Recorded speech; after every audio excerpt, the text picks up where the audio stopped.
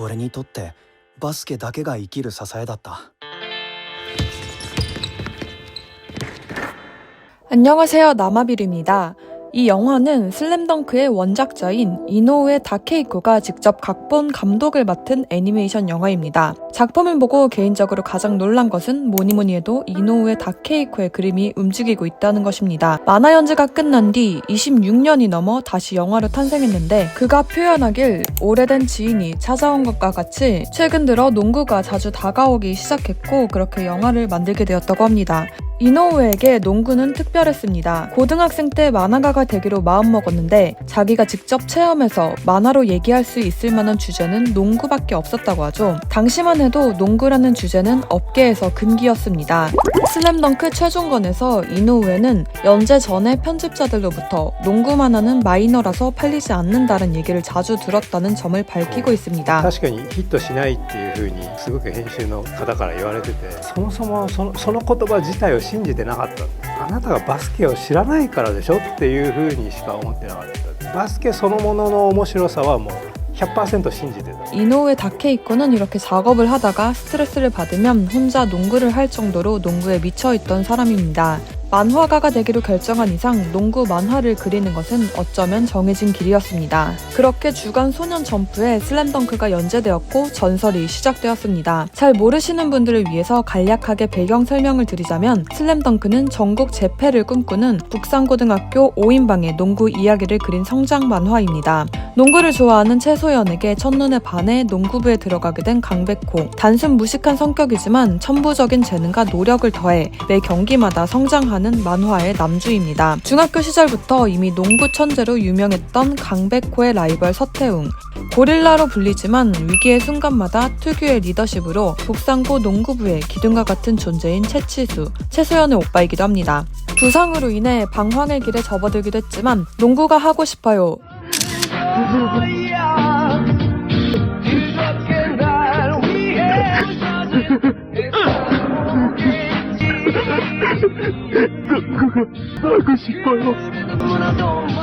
이 명장면을 남기며 농구의 진심을 보인 불꽃남자 정대만, 그리고 미친 스피드와 보기 드문 패스 센스를 뽐내는 이번 영화의 주인공 송태섭. 이번 영화는 송태섭 시점으로 그려집니다. 사실 인기가 많았던 주인공인 강백호, 서태웅 등을 뒤로 한 채 이들보다는 비중이 낮았던 송태섭을 주인공으로 설정한 이유에 대해서 많은 이들이 의문을 남겼습니다. 이에 대해 원작자는 이미 나온 원작을 그대로 영화화하는 것이 끌리지 않았다고 인터뷰에서 밝혔습니다. 한 번 더 슬램덩크를 하는 이상 새로운 시각으로 하고 싶었고 송태섭은 연재 중에 더 그리고 싶은 캐릭터이기도 했다.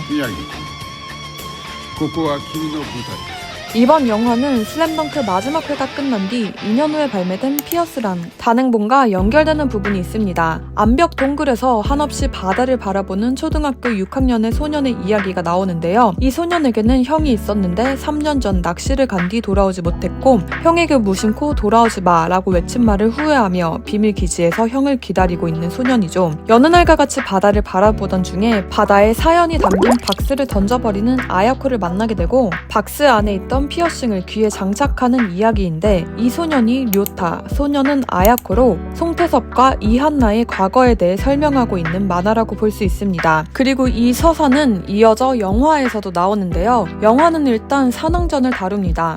무엇보다 극찬받는 부분이 경기의 몰입감입니다. 존프레스를 돌파해 드리블을 미친 듯이 하는 송태섭의 모습을 보면 마치 만화 슬램덩크의 주인공들이 실제 농구 경기를 하는 듯한 느낌을 주는데 이노우에가 훌륭한 작화 감독이 될 수 있었던 이유를 지난해 말 출간된 영화 관련 서적에서 엿볼 수 있습니다. 이 책에선 콘티 옆에 신규 작화, 작화 조정, 연출, 동작 감수, 동영상 마무리라고 하는 5가지 체크마크가 붙어 있습니다. 모든 씬과 연출마다 이노우에가 적극적으로 관여를 했고 재능에 더해 그의 철저함과 완벽함이 명작을 탄생시킨 것입니다. 2014년에 영화화하는 것에 대해 최종 오케이를 했는데 무려 8년이나 걸려 탄생하게 되었습니다. 심지어 주제가의 작업은 무려 2년간이나 했는데요. 노래를 부른 가수들도 2년간 제작 작업을 하는 것은 이례적이라고 말할 정도였습니다. 작가는 북산에게는 위기이지만 상대팀도 멋진 팀이기에 잘 드러날 수 있게 노래를 만들어달라고 주문했습니다. 그리고 진작부터 작품에 대한 정보는 흘리지 말아달라고 했는데 이 때문에 가사 또한 구체적인 내용을 넣지 않되 영화와 잘 어울릴 만한 단어를 써달라고 요청했습니다. 더 퍼스트 슬램덩크의 긴장감과 박진감을 더 할 나위 없이 잘 표현했고 듣자마자 이노우에는 대만족했다는 후문입니다. 특히 만화에서는 안 다뤄졌던 부분들이 영화에서는 다뤄지기 때문에 20년이 지나 슬램덩크를 모르는 세대들도 또 만화의 추억에 젖어있는 20년 전 청춘들도 모두 더 퍼스트 슬램덩크를 새롭게 즐길 수 있습니다. 그동안 송태섭이 병원에 입원했던 것은 정대만과의 싸움으로 그려졌지만 영화에서는 싸우고 난 뒤 송태섭이 바이크를 타고 가다 사고가 난 것을 암시하고 있습니다. 그리고 유망주 농구 선수였던 형 준섭의 죽음을 간직한 채 형이 돌아오는 걸 기다리는 송태섭과 형이 떠난 뒤 그 흔적을 지우려는 어머니, 그런 어머니와의 마찰을 일으키는 송태섭의 서사가 나옵니다. 개인적으로 송태섭만큼 강하게 어필되고 있다고 생각하는 사람이 어머니였습니다. 과거 이노우에는 자신의 트위터에 아버지와의 짧은 인연에 대해 글을 남긴 적이 있습니다. 아버지와는 비교적 얇은 인연이었는지 모르겠지만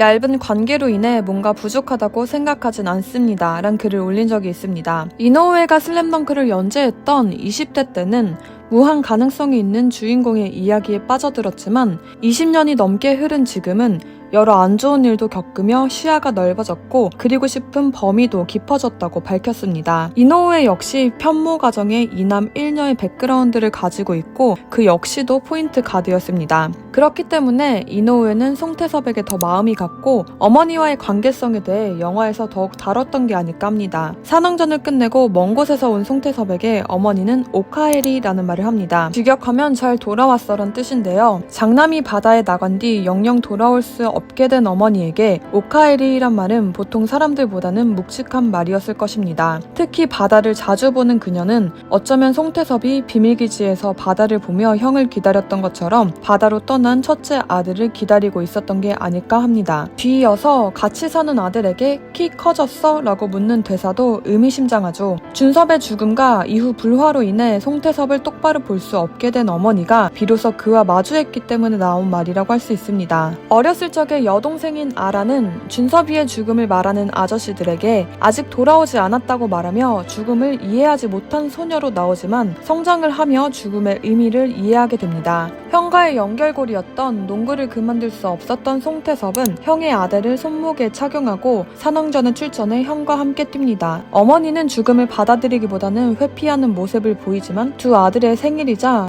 경기 전날 첫째 아들의 경기 비디오를 보며 결국엔 죽음을 마주하는 모습을 보입니다. 못 보신 분들도 많겠지만 영화 쿠키에는 가족의 식탁에 형 송준섭의 사진이 놓이는 장면이 나옵니다. 각자 저마다의 형태로 받아들이고 있었던 송준섭의 죽음, 그리고 산왕전 이후에서야 준섭은 가족에게 돌아올 수 있었던 것이 아닐까요? 영화 마지막엔 미국으로 건너가 정우성과 송태섭의 매치업이 나옵니다. 원작에서는 정우성, 서태웅 정도만 미국행에 대한 얘기가 나왔기 때문에 송태섭의 미국행에 대해서는 왜라는 의문을 가진 사람들도 많았습니다. 그 답을 찾는 데 있어 이 선수의 존재가 빠질 수 없죠. 바로 타부세 유타. 타부세가 나온 아키타현의 농구 명문 노시로 공고는 산왕 공고의 실제 모델로도 알려져 있습니다. 농구 천재 타부세는 1학년 때부터 전국구 강호 노시로 공고의 주전으로 출전했고 그가 재학하던 3년간 노시로는 단 한 번도 패배하지 않았습니다.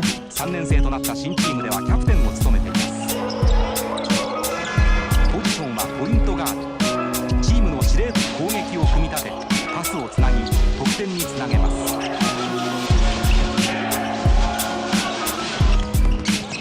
田臥選手の華麗なテクニックは幅広いバスケットボールファンの人気を集めて 그리고 이분이 바로 일본 최초의 NBA 플레이어입니다. 심지어는 송준섭과 같은 포인트 가드에 173이란 피지컬을 가지고 있지만 2m가 훌쩍 넘는 NBA 선수들 사이에서 활약하는 부분도 어딘가 비슷합니다. 물론 타부세가 활약한 것은 만화 연재 마지막 해인 96년이었기 때문에 송태섭이 모델이 처음부터 타부세는 아니었겠지만 송태섭의 미국행을 그린 결말에는 어느 정도 영향이 있지 않았을까요? 타부세와 슬램덩크의 연은 여기서 끝이 아닙니다. 이노우에 이노우에와 타부세는 2016년 대담을 했는데 이노우에는 타부세를 보고 만화보다 더 만화 같은 선수라고 얘기했고 타부세 역시 슬램덩크의 애독자로서 미국 유학을 목표했던 서태훈과 정우성이 왜 미국으로 가려고 했는지 20대에 실감나게 느꼈었다고 말했습니다. 상상 속의 산물인 슬램덩크가 일본인 최초의 NBA 선수를 응원할 수 있었던 것을 알았을 때 이노우에는 상상을 계속 발전시키는 것의 가치를 실감했을 것입니다. 만화는 산왕전을 끝으로 막을 내립니다. 인기 절정에 있던 만화가 그 절정인 산왕전에서 끝이 나자 아쉬워하는 분들이 많았겠지만 이노우에는 그 이유에 대해 만화를 그릴수록 더 재밌는 경기를 만들어야 했는데 산왕전을 그린 뒤에는 이보다 더 재밌는 경기를 그릴 수 없었다고 언급했습니다. 절정에서 끝난 이 만화는 레전드로 남아 연재 후 이노우에는 슬램덩크의 후일담이란 주제로 한 폐교의 칠판에 혼자 이틀 만에 그림을 그린 적이 있습니다. 이 그림은 사흘간 일반에 공개됐는데 진짜 그냥 칠판에 그린 그림이어서 손을 대면 지워지는 그림이었고 팬들의 관람에 방해가 될까봐 경비원도 두지 않았지만 한 군데도 훼손되지 않은 채 막을 내렸습니다. 처음에 이노우에는 만지지 말라는 경고를 할까도 생각했었는데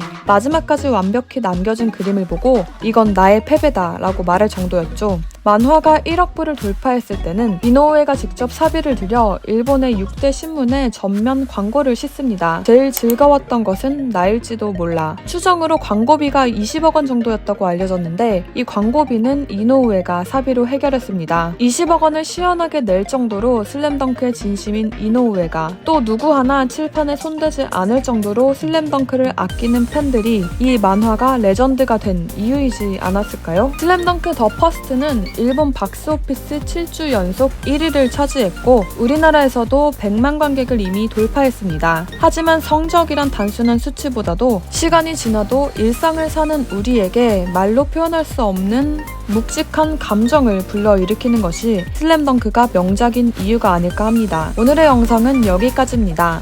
오늘도 영상을 시청해주셔서 감사합니다.